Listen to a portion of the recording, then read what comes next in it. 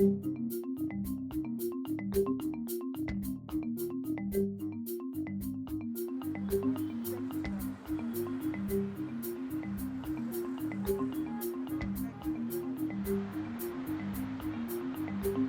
Behavioural Insights team generates and applies behavioural insights to inform policy, improve public services and deliver results for citizens and society.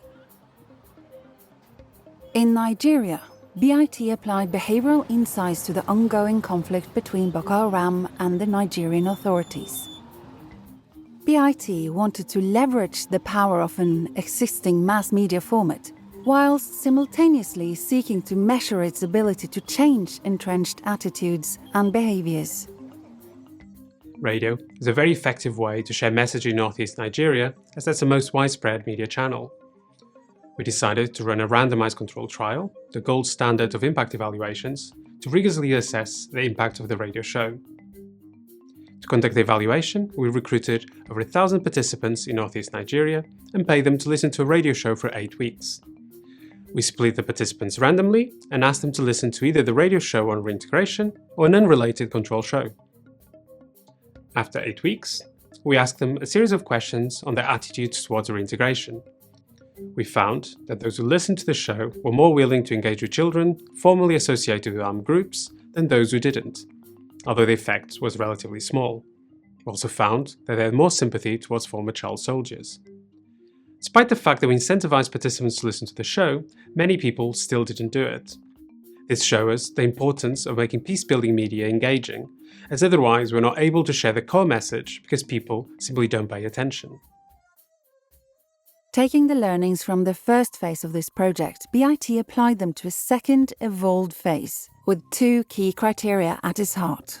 Firstly, to use behavioural science insights from across the field of conflict research at the content design stage to increase character empathy.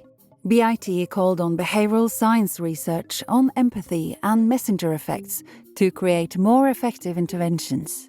Secondly, to ensure that the content narrative was better crafted and engaging to the target audience and delivered in a more appropriate format. We partnered with the International Organization for Migration to create and test short radio messages to encourage reintegration of ex-Boko Haram associates.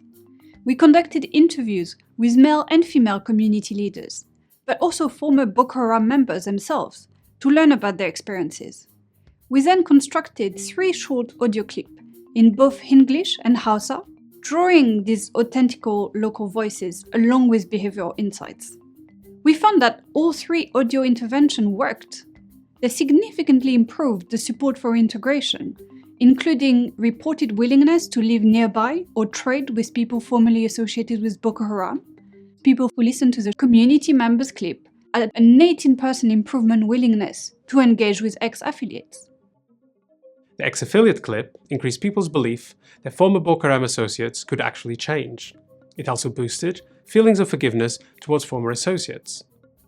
These audio interventions were subsequently broadcast on one of the most popular radio stations in northeast Nigeria, both in Hausa and in English, as part of a communication plans to support the national and state governments to disseminate information about the rehabilitation, reintegration and reconciliation processes. The Nigerian Smart Peace project also led to the creation of evidence-based dialogue guides designed to help mediators apply behavioural science techniques. 2 guides were created. One specific to the regional Nigerian Boko Haram conflict, and the other more applicable to conflict resolution. The contents of the guides included pointers on how to encourage active listening, how to build empathy with others, and how to introduce participants to constructive disagreement. There were specific activities to stimulate these effects. Before BIT undertook this in-depth project, there are not many scientifically rigorous examples of how harnessing mass media could impact the field of conflict resolution. The results from this project demonstrate that it is both possible and crucial to evaluate interventions so that we know where to direct resources and how to be more impactful. Techniques such as building empathy can help reduce prejudice and discrimination between groups.